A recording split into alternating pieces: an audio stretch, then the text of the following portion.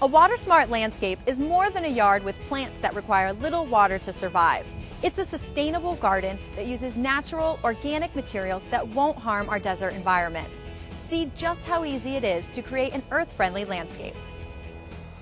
A desert landscape is so much more than cacti, rock, and wagon wheels. It's an outdoor living space that embraces the natural landscape and grows in harmony with the Mojave Desert. You can have a colorful yard with rich textures and unique characteristics without sacrificing beauty. More so, you can protect the earth and nurture your garden without leaving a harmful impact on the environment. Well, gardens can be really positive and negative forces in the environment. Gardens can be great for people, providing a great aesthetic experience. They can keep down the dust, keep down pollution. Plants are great at filtering the air. But the negatives, they can be heavy users of water, which is a very limited resource for us. The chemicals that people put on gardens can be a real problem, and pesticides can really impact our environment. So before you go out into the garden, you should plan how you will maximize the positives and minimize the negatives. You don't have to be an expert green thumb to garden with care. Follow these 5 steps to lighten your touch on the landscape.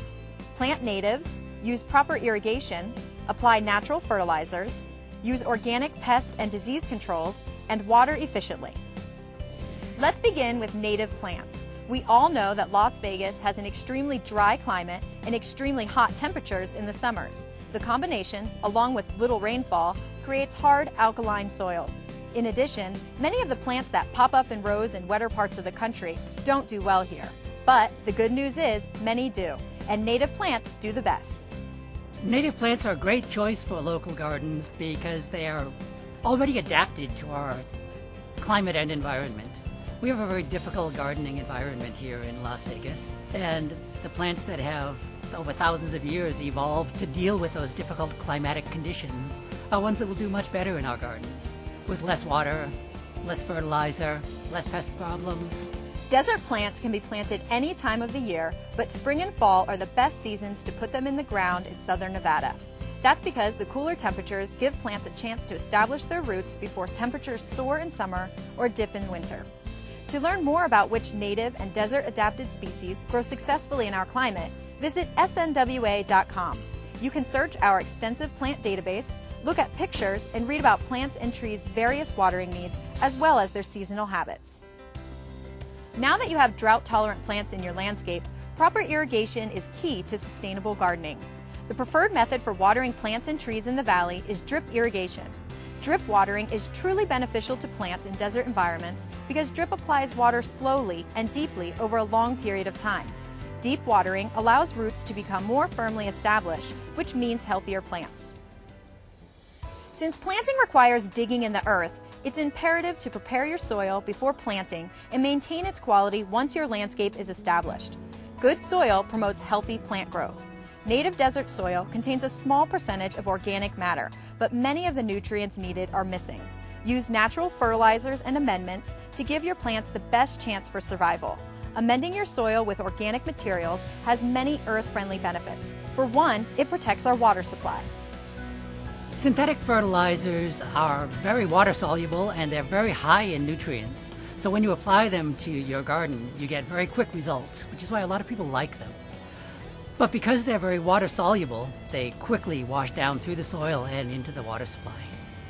Organic fertilizers tend to stay in the soil much longer, they're much slower acting, so they're less likely to burn your plants and cause problems for your plants.